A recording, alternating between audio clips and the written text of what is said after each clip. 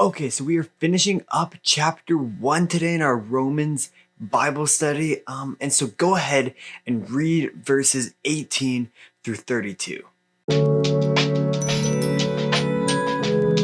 So one of the things Paul does here is paint this picture of our fallen world. In verse 18, he talks about the ungodliness and unrighteousness of man who by their unrighteousness suppress the truth. And then later, we'll get this description of how this ungodliness plays out. In fact, we get a whole list: unrighteousness, unnatural relationships, homosexuality, evil, covetousness, malice, envy, murder, strife, deceit, maliciousness, gossips, slanderers, haters of God, insolent, haughty, boastful, inventors of evil, disobedient to parents, foolish, faithless, heartless, ruthless.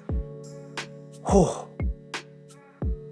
Yeah, that's our world. That's our fallen condition. And so God's wrath is being revealed against all this garbage, this immorality, this ungodliness. Because as we talked about last week, God is righteous. That's his big theme in Romans. And so God is righteous and he can have no part in unrighteousness. Okay, so now we get to the question, why?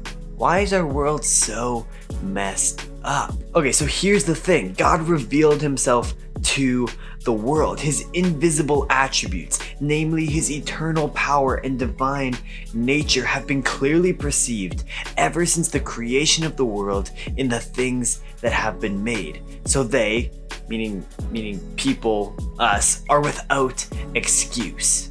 People can't say, oh, I didn't know there was a righteous God who loved me and wanted the best for me, because God revealed himself as the righteous God to humanity. He showed the world his eternal power and divine nature. He showed the world that he was God. And the ultimate revelation of God comes in Jesus, the Word, the Logos. That's the ultimate revelation of God.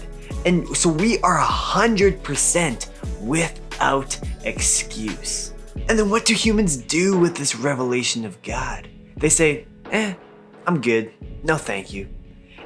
And they take God and they trade him for the things he created. They exchanged the truth about God for a lie and worshipped and served the creator rather than worshipped and served the creature rather than the creator, who is blessed forever. Our minds have become perverted in this way, and we've slipped into idolatry, making the things God has created our idols.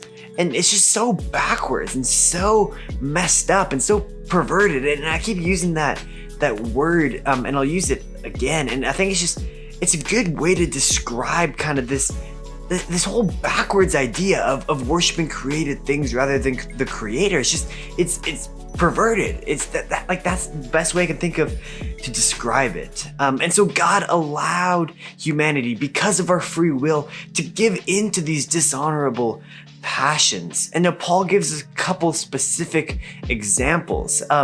When we should be worshiping the creator of nature and all the animals, people instead worship the animals and they make idols and images resembling these animals. And now this is much more contextual, because many Romans would have house gods, these idols, and there's plenty of examples of people worshiping images of animals. But you don't see that anymore. Well, I guess in some ways you do, but regardless, this was definitely a bit more contextual. But Paul gets into another example that really applies to us, and that is sex.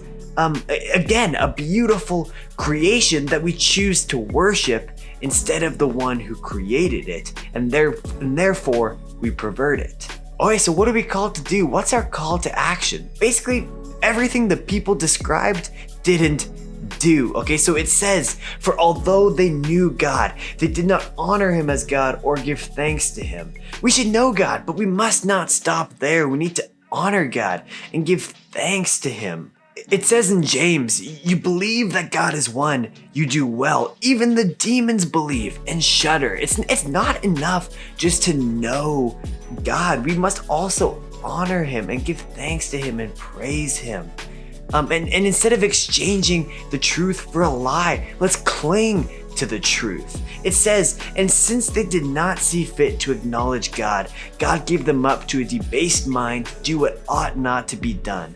Let's acknowledge God. Let's get to know the powerful and eternal Creator and have a personal and intimate relationship with him. As humans, we're faced with an interesting choice.